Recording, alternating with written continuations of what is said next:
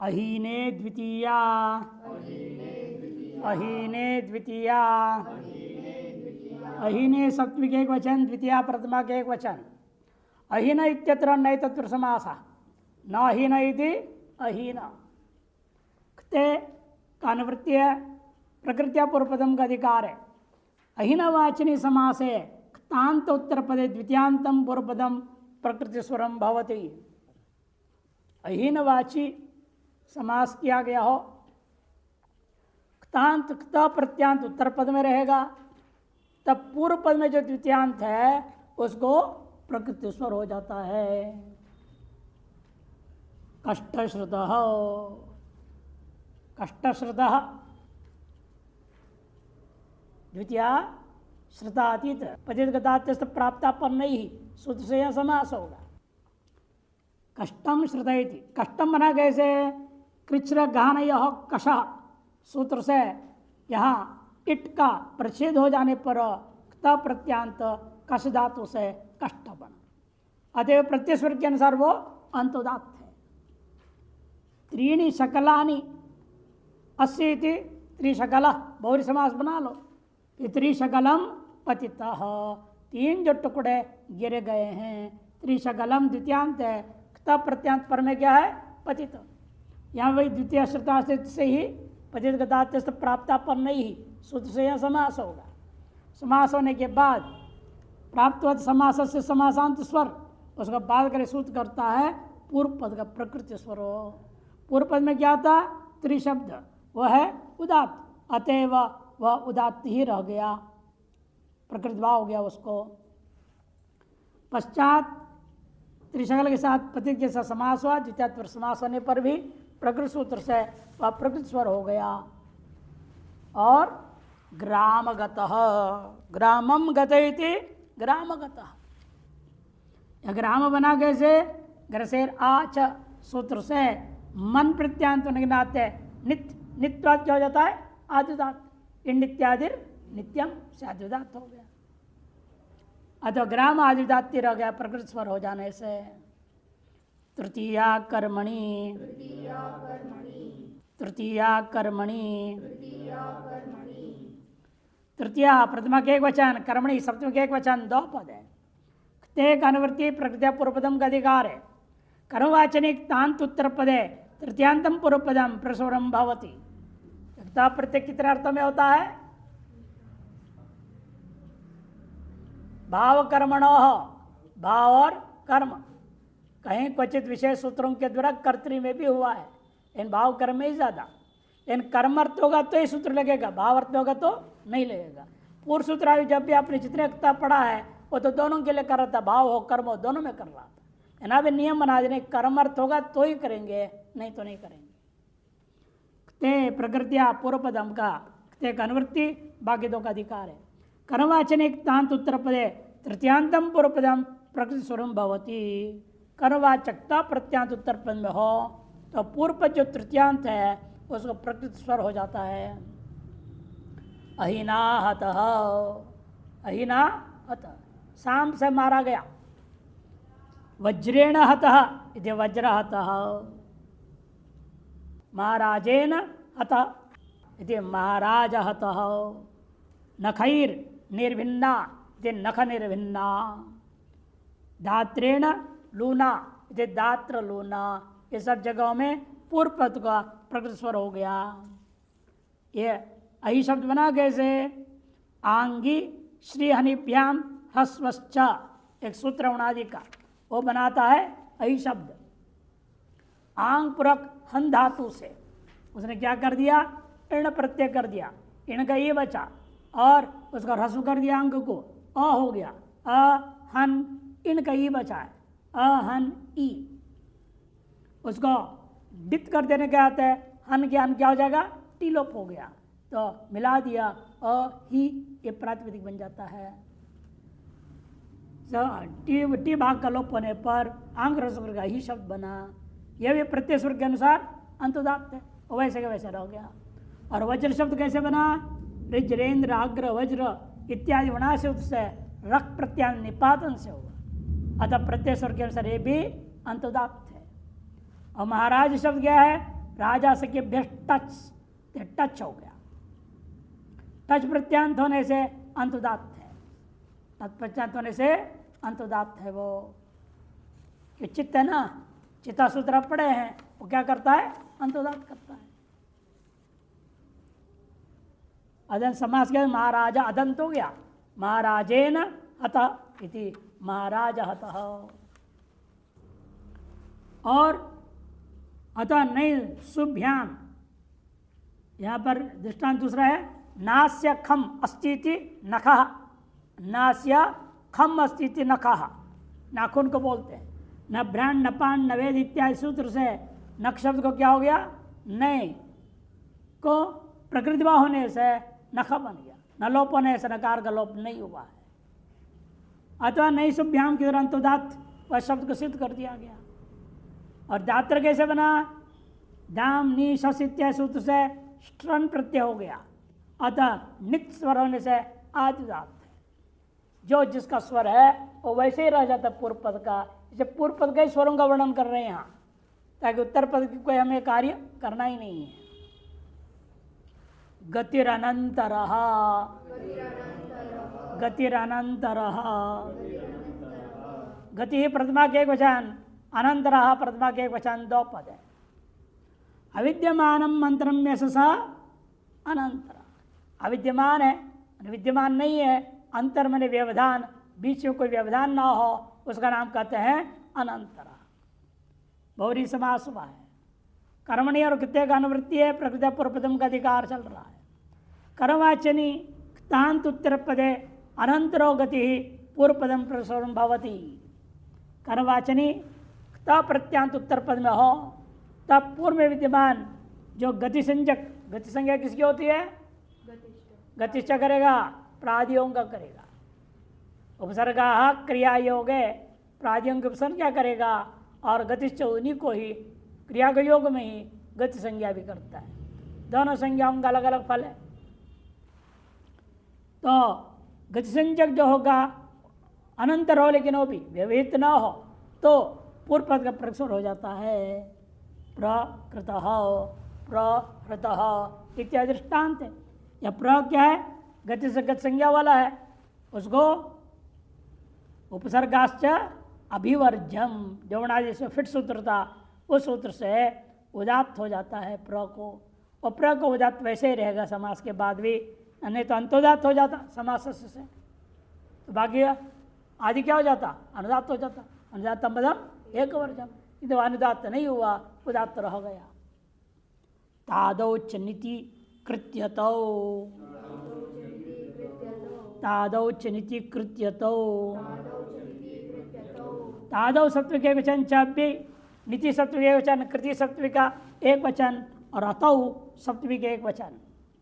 तकार आदि से स तादि तस्मिनिति तादौ ये बनेगा। और नकार इत्यस्य स नित तस्मिनिति निति, बहुरी समास यहाँ भी।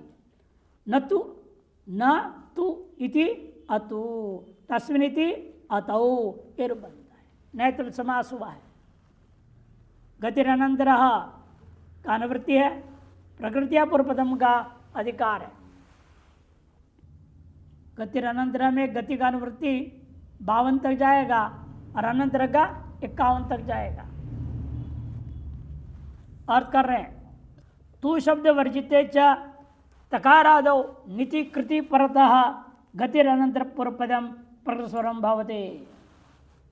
स्पष्ट कर देते हैं कि जो है तू शब्द रहित होनी चाहिए और तकार आदो, तकार आदि हो और नित्य भी हो।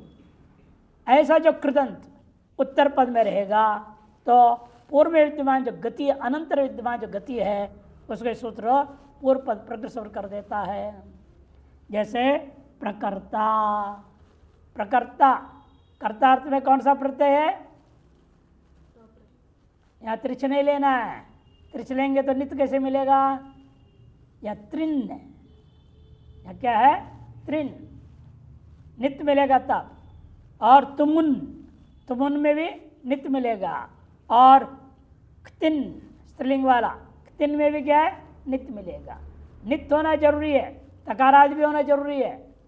त्रिन्न तुमुन्न तिन ये सब क्या है? तकारादि भी है। कृदंत भी है, ये सब कृदंत होना चाहिए, तकारादि होना चाहिए, नित्य भी होना चाहिए कहा गया है, और तू से रहित होनी चाहिए। अतएव सब यहाँ जितना नियम में पूरा हो रहा है, अतः पूर्व पद को गति को प्रकृति स्वर कर दिया। अतः प्रस्वर होने पर पूर्व कौन है? प्र क्या था? उदात्त था। उपसर्गाश्च भी वर्जम के आधार पर उदात्त है तो उदात्त रह जाएगा। तवैचान्तश्च युगपत्, तवैचान्तश्च युगपत्, तवै लुप्त प्रथमांत निर्देश है। चे अंत भी प्रथमा के एक वचन, फिर च आया वो भी अव्यय, और युगपत् यह भी अव्यय है। अनुवृत्य गतिरनंतर का प्रकृतिया पूर्व पदम का अधिकार है। तवै प्रत्यय से अंत उदात्त भवति। तवै ये जो प्रत्यय है इसका अंत क्या है? अंत में ऐ। तवै में अंत में कौन है? ऐ। उसको ये उदात्त करता है सूत्रो। उदात्तो भवति। गतिश्चनंद्र, और अनंतर विद्यमान जो गति है वह पूर्व पद उसको भी प्रकृतिस्वर हो जाता है। लेकिन वो यदि उदात्त होगा तो अनुदात में एक वर्जम गड़बड़ हो जाएगा। तब नहीं नहीं, दोनों को युगपत कर दो, अर्थात अनुदात में एक वर्जन का ये अपवाद कर देगा। एक ही पद में दो दो उदात्त हो जाएंगे। पूर्व पद प्रकृतिस्वर होकर उदात्त है और प्रत्येक तवई का आकार भी उदात्त है। परिस्तरितवै, परिपातवै, अभिचरितवै, इन समय क्या हो गया? परि में तो उपसर्गाश्च अभिवर्जम से आज उदात्त है, वह उदात्त रह गया। तवई का ऐ भी उदात्त हो गया। लेकिन अभी को तो निषेध कर दिया है वहाँ उदात्त, इसलिए वहाँ अभी में क्या रहेगा? अंत उदात्त रहेगा। आज उदात्त ना हो करके प्रातिक स्वर से वो अंत उदात्त रहेगा। अभी अंत उदात्त रह गया, और इधर वही को भी उदात्त हो गया, और एक साथ दोनों उदात्त हो गए। नहीं तो क्या नियम था? एक साथ दो उदात्त नहीं हो सकते, एक पद में एक ही रहेगा। अनुदात्तम पदम एक वर्जम, बाकी सब अनुदात्त हो जाएंगे। यानी यहाँ सूत्र युगपत कहने के कारण से दो उदात्त रह जाएंगे। अनिगंतो वंचतो व प्रत्यये, अनिगंतो वंचतो व प्रत्यये, अनिगंता प्रथमा के एक वचन, अंचतो सप्तमी के एक वचन, वा प्रत्यय सप्तमी के एक वचन, तीन पद है। इक अंत यशसा इगंतः, इक अंत यशसा इगंतः। बहुरी समास, ततो नए तत्पर समास, उसके बाद नेतृत्व समास कर दिया, अनिगंता बना। वकार प्रत्यय से व प्रत्यय तस्मै ते व प्रत्यय, यहाँ भी जो है बहुरी समास है। अंचु धातु का योग में इसलिए अंचतो कर दिया। गति का अनुवृत्ति है, प्रकृति पूर्वपदम का अधिकार है। अनिगंतो गतिर व प्रत्यांत्य अंचतो परतः प्रकृति स्वरो भवति।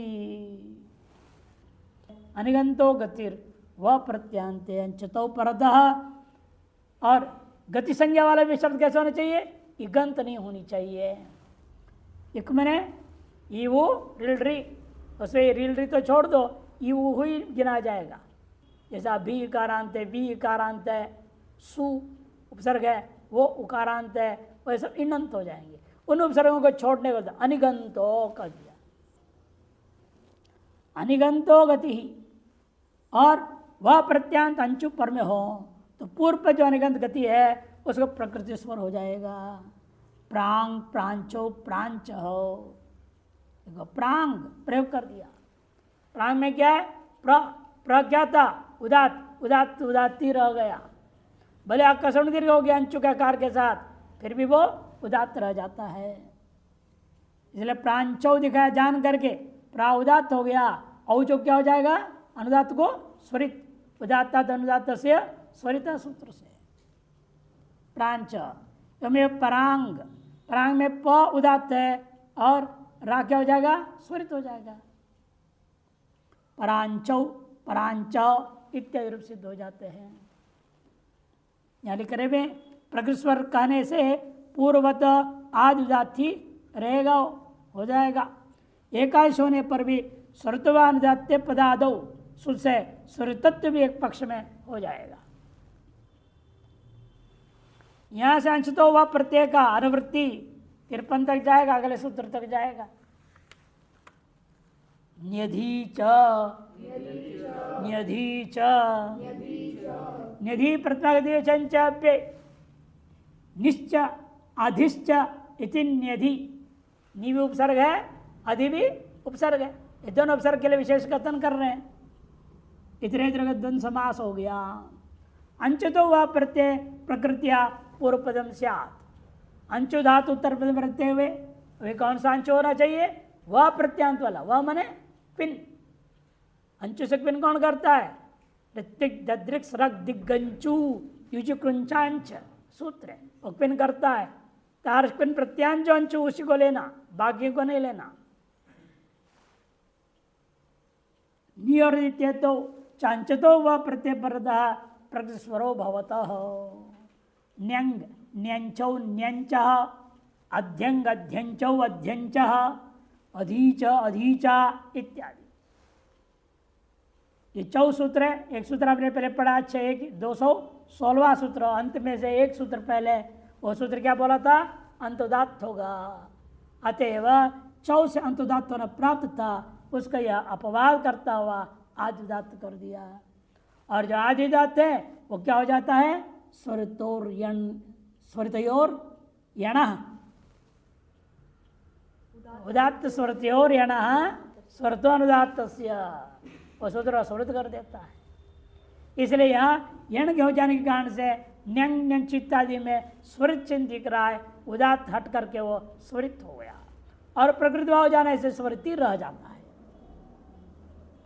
ईषदन्यतरस्याम ईषदन्यतरस्याम, ईषद अपेय, अन्यतरस्याम ये भी अपेय, ये भी क्या है? अपेय। प्रकृतिया पूर्व पदम का अधिकार है, समाप्त हो गया। यहां पर जो अनुवृत्ति चला आ रहा था वो यहां समाप्त हो गया। अंश तो वह प्रत्यय चला आ रहा था और रुक गया। तो ईषद क्या है? उपसर्ग में सही नहीं है, अपेय। ईषद तत्पूर्व पदम विकल्पेन प्रस्वरम भवति। ईषद जो पूर्व पद है, विकल्प से इसको क्या हो जाता है? प्रकृति स्वर हो जाता है। ईषद कडारह, जो बनाया था ना अब, ईषद कडारह, कडारह कर्मधारय है। ईषद कडारह, ईषद पिंगलः, ईषद पिंगलः बन रहा है। यहाँ क्या है? श क्या कार्य एक बार उदात्त हो गया, एक बार नहीं हुआ। जब प्रकृति हो गया तो उदात्त रह गया, और नहीं हुआ तो समासस्य सूत्र से अंत उदात्त हो जाता पूर्व पद का, पूर्ण पद का। ईशा शब्द प्रातिपदिक स्वर के अनुसार अंतोदात्त कौन सूत्र करता है? अंतोदात्त फिशो अंतोदात्त, वो अंतोदात्त करता है, उसको कहते हैं प्रातिपदिक स्वर। प्रातिपदिक का नाम क्या रखा था उन्होंने? फिट सूत्रकार ने फिश। इसे फिशो अंतोदात्त जो करता है अंतोदात्त, उसका नाम प्रातिपदिक स्वर कहा जाता है। वह अंतोदात्त रह गया, और समास से जो प्राप्त था उसका अपवाद हो गया। लेकिन एक पक्ष में हुआ, दूसरे पक्ष में क्या होगा? अंतोदात्त भी हो जाएगा। ईषद कृता से यहाँ समास होता है। हिरण्य परिमाणं धने, हिरण्य परिमाणं धने,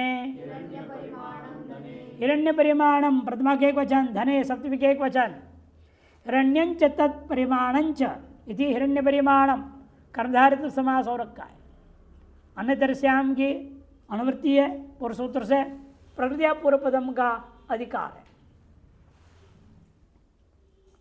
अर्थ कर रहे देखिए, हिरण्य परिमाण वाची पूर्व पदम धन शब्द उत्तर पदे विकल्पिन प्रसरण भवति। हिरण्य का परिमाणवाचक प्रयोग किया गया हो और उत्तर पद में क्या होना चाहिए? धन। ऐसे जो समास में पूर्व पद का प्रकृति स्वर विकल्प से होता है। परिमाण क्या होता है? तोलना, वजन। जैसे नीचे दिया है सोने के तौल, जो 16 मासा होता है, 16 मासा को एक स्वर्ण भी कहते हैं। ये परिमाण को भी स्वर्ण कहा जाता है। और सोने का भी स्वर्ण नाम है, स्वर्ण भी है, सुवर्ण भी है सोने का नाम। और सोने के नाप का भी नाम स्वर्ण रख दिया गया। 16 मासा एक स्वर्ण। एक मासा क्या होता है? उड़द, मास कहते उड़द को। एक साबुत उड़द, उसको एक मासा। ऐसे 16 उड़द रख दो वजन की तरफ, वो 16 मासा हो गया वजन। उसका नाम एक स्वर्ण है। ये वजन नाप है सोने का। मासों से वर्णन होता है, गुंजों से पंच गुंजा, 5 गुंजा। गुंजा जानते हैं? देखा नहीं? खूब देखा है, नहीं समझ रहे हैं, दिखाऊंगा ना पता लग जाए। ये जो लाल और काला होता है ना, सफेद भी होता है, देखा है? जंगलों में सब जगह होता है खूब, है ना? ऐसा वाला देखा है ना? हाँ, ये खूब होते पौधे, इसकी लता लगती है और चारों तरफ खूब इसको फैलते गिरते हैं। ये सफ़ेद गुंजा बहुत कम मिलता है, लाल काला गुंजा तो बहुत प्रसिद्ध है। ये सब नाप के लिए प्रयोग होता था पहले ज़माने में। इनको रख देते थे, 5 गुंजा रख दिया और सोना रख कर नाप दिया, वजन हो गया। आजकल तो ये सब जरूरत ही नहीं, इलेक्ट्रॉनिक का नहीं, अपने आप नंबर आ जाता है। देखो, 2 सुवर्णे परिमाणम मत्स्य, 2 सुवर्ण माने 16 दुगुणा 32 मासा। 32 मासा वजन है जिसका, ऐसे का नाम द्विसुवर्णम। और द्विसुवर्णमेव धनम, कर्मधारय समास कर दो, द्विसुवर्णमेव धनम इति द्विसुवर्ण धनम। उतना धन है मेरे पास, 2 सोने के वजन के धन जितना होता है उतना धन है। यहाँ पर द्विसुवर्णम में क्या हो गया है? एक बार विकल्प ने प्रयोग कर दिया। द्वि क्या सा, द्वि का क्या था? जो स्वर, स्वरित ये तो सब बना दिया है, अनुदात चिन्ह दे दिया। द्विसुवर्ण न के आकार को उदात्त हो गया समास के कारण से।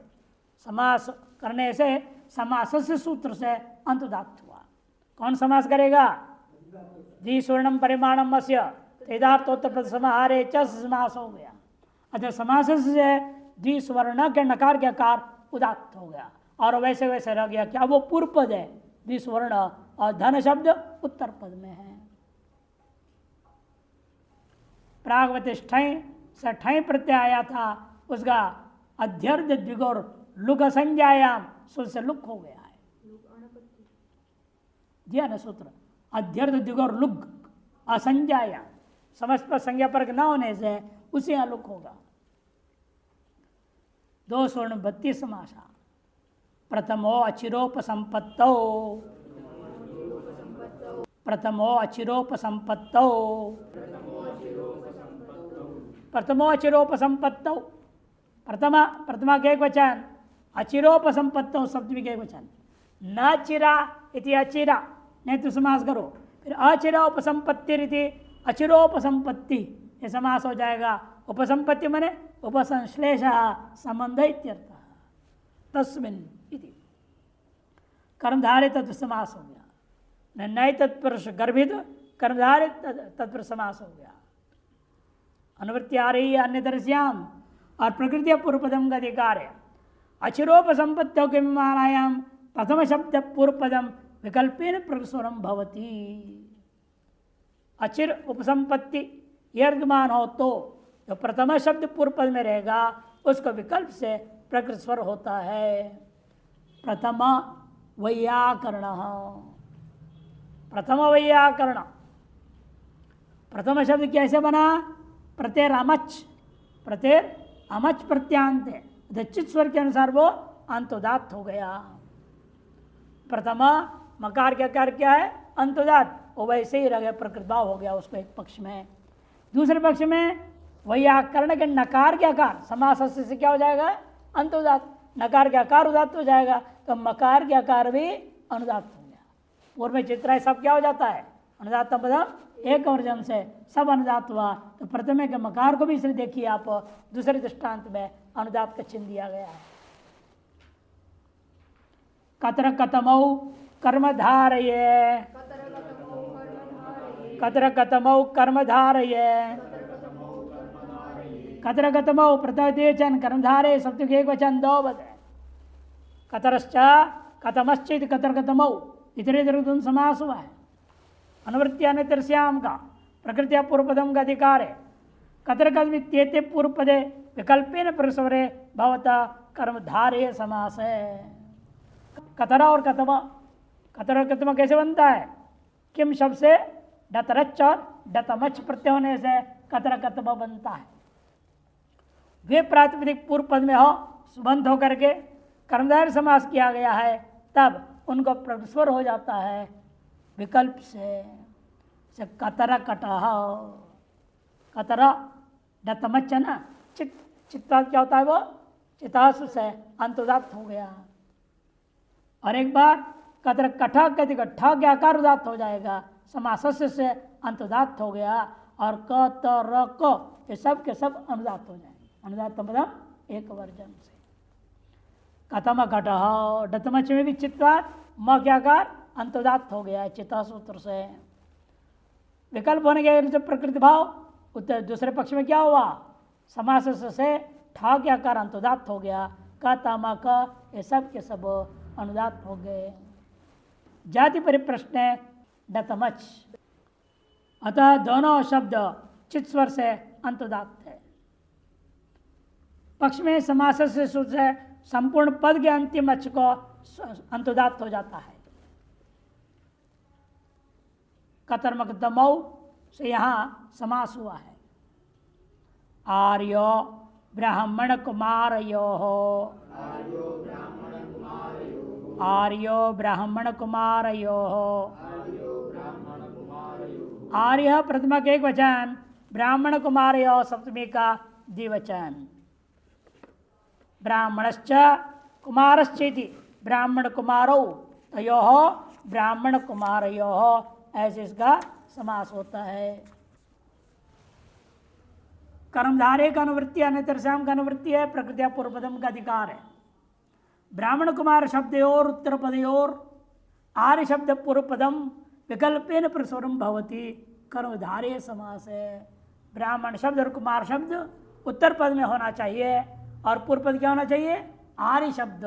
समास कौन सा? कर्मधारय समास हो, तब पूर्व पद को विकल्प से प्रकृत स्वर हो जाएगा। आर्य ब्राह्मण हो, आर्य बना कैसे? रिहलोर न्यत, न्यत्ते तित, तित से तित स्वरिताम से स्वरित हो गया। इसलिए देखो आर्य के आकार के ऊपर पहला दृष्टांत में स्वरित चिन्ह दिया प्रकृत भाव होने से। दूसरे में क्या है? सब अनुदात्त हो गया। देखो आ य ब्रा ह म सब में। क्यों? समास से नकार के आकार को अंतदात्त हो गया। अतः पूर्व जितने भी है अनुदात्त में एक वर्जम से सब अनुदात्त हो जाएंगे। विकल्प से आर्य ब्राह्मण में पहले स्वरित पक्ष है, दूसरे में अंतोदात्त होकर के अनुदात्त पक्ष रहेगा। एवमेव आर्यश्च सौ कुमारश्च इति आर्य कुमार, आर्यश्च सौ ब्राह्मणश्च। कर्मधारय समास कौन करेगा? विशेषण विशेषेण बहुलाम, विशेषण विशेषेण बहुलाम से कर्मधारय समास होता है। राजा च, राजा च, राजा प्रथम के वचन चे दो पद है। ब्राह्मण कुमार योग अनुवृत्ति पूर्व सूत्र से कर्मधारय का भी अनुवृत्ति चला रहा है, अनंतर श्याम का भी अनुवृत्ति है, प्रकृतिया पूर्व पदम का अधिकार है। अर्थ ब्राह्मण कुमार और उत्तर पद कर्मधारय समासे राजा च पूर्व पदम विकल्पेन प्रस्वरम भवति। ब्राह्मण और कुमार शब्द उत्तर पद में हो और पूर्व पद में राजा शब्द हो और समास कौन सा? कर्मधारय समास हुआ हो, तब पूर्व पद को विकल्प से प्रकृत स्वर हो जाता है। राजा च सौ ब्राह्मणश्चेति राज ब्राह्मण हो। यहाँ पर क्या हो गया, राजन शब्द कैसे बना, यू व्रीषि तक्षि इत्यादि सूत्र से वर्णादि सूत्र से कनिन प्रत्यांत राजन शब्द, कनिन का अन बचता है, राजरी दीप्तों से अन बचा, राजन प्रातिपदिक बना। और कनिन क्या है, नित्य, नित्य होने से क्या होता है, नित्यार नित्यम से आज उदात्त हो गया। अतः राजन शब्द का रा के आकार उदात्त है, और वह उदात्त प्रकृति भाव को प्राप्त कर गया समास होने के बाद भी। राज ब्राह्मण एक पक्ष में, दूसरे पक्ष में समास से ब्राह्मण के नकार के आकार उदात्त हो जाएगा, रा और ज के सब आकार क्या हो जाएंगे, अनुदात्त हो जाएंगे। एवमेव राजा चसौ कुमारश्चेति, राजकुमारा में भी समझे।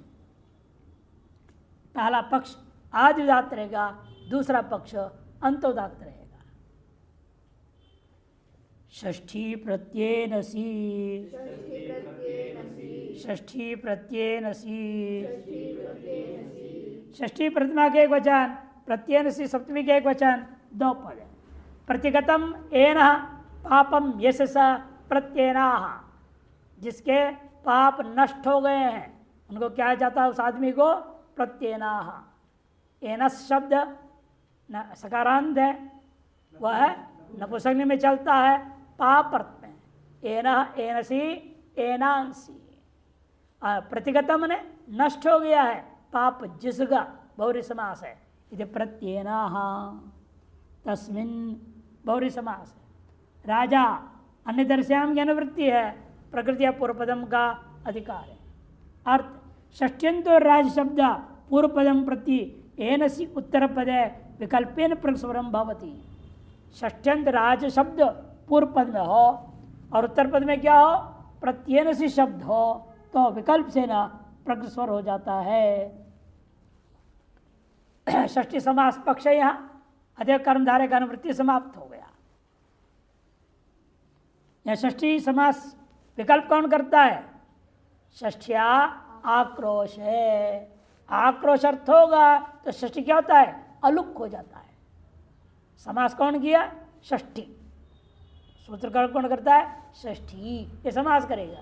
लेकिन षष्ठी के अंदर समास करने के बाद सुपो धातु प्रातिपदिक से लुक होना चाहिए, लेकिन तब षष्ठी का क्यों नहीं लुक हुआ, तो वो सूत्र बताना है। षष्ठिया आक्रोश है, वो अलुक कर दिया विकल्प से।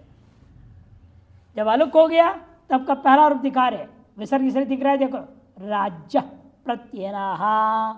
यहाँ पर राजन का आदि उदात्त वैसे विसर्ग है, प्रकृत भाव। दूसरे पक्ष में सब के सब अनुदात्त हो जाएंगे, क्योंकि अंत में जो है वो अच उदात्त हो जाता है समास से स्वर से, राज प्रत्ययना। जब आक्रोश अर्थ नहीं हो तो लुक हो जाएगा, अलुक नहीं होगा, तो लुक पक्ष भी दिखा दिया, राज प्रत्ययना, राज प्रत्ययना। पहले में स्वरित है और रा के आकार उदात्त है, अगला अनुदात्त क्या हो जाता है, स्वरित होता है, उससे आगे का नाम एक श्रुति स्वर हो जाता है। और अंत वाले में क्या है, समास से अंतुदात्त हो गया, तो पूर्व में जितने भी सब के सब अनुदात्त हो गए। ते नित्यार्थ है, ते नित्यार्थ है, ते सप्तमी के एक वचन, नित्यार्थ सप्तमी के एक वचन, दो पद है। नित्यार्थ तो यशस नित्यार्थ, तस्मिन् नित्यार्थ है, बहुरी समास, माने नित्य शब्द और नित्य के पर्यायवाची शब्द, इन सब के योग में करना है।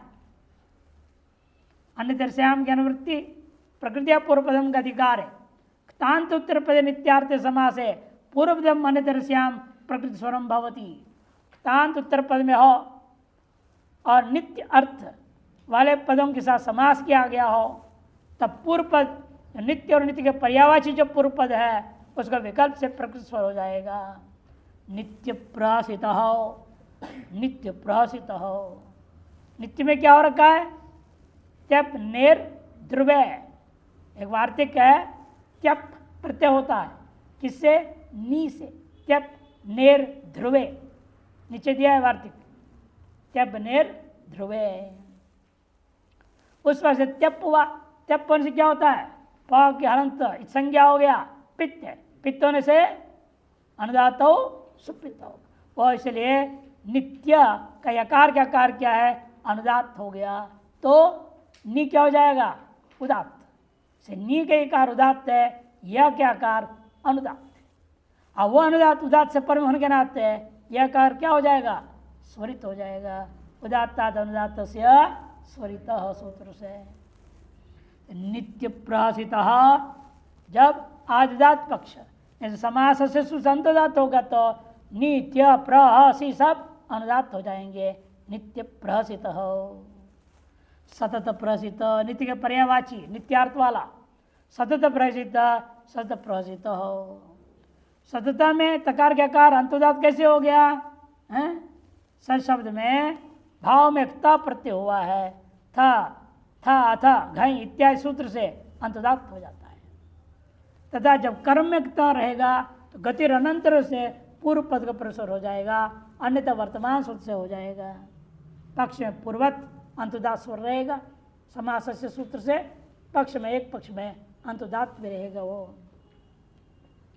यहाँ काला सूत्र से यहाँ द्वितीय तत्व समास हुआ है। काला 2-1 27 उससे हुआ। सदा हंसता हुआ रहने वाला, हंसमुखी आदमी कैसा है? सदा हंसते रहता, सदा मुस्कुराते रहे, कुछ ही बोले हैं हंस देंगे, दांत दिखाने लगेगा। दांत दिखाना खराब है, मुस्कुराना खराब नहीं है। नित्य मुस्कुराता है, सदा मुस्कुराने वाला, उसको हंसमुखी कहते हिंदी वाले। संस्कृत में बन जाएगा हंसमुखी शब्द वैसे। ग्राम शिल्पिनी, ग्राम शिल्पिनी, ग्राम प्रथमा के एक वचन, शिल्पिनी सप्तमी के एक वचन, 2 पद है। ग्राम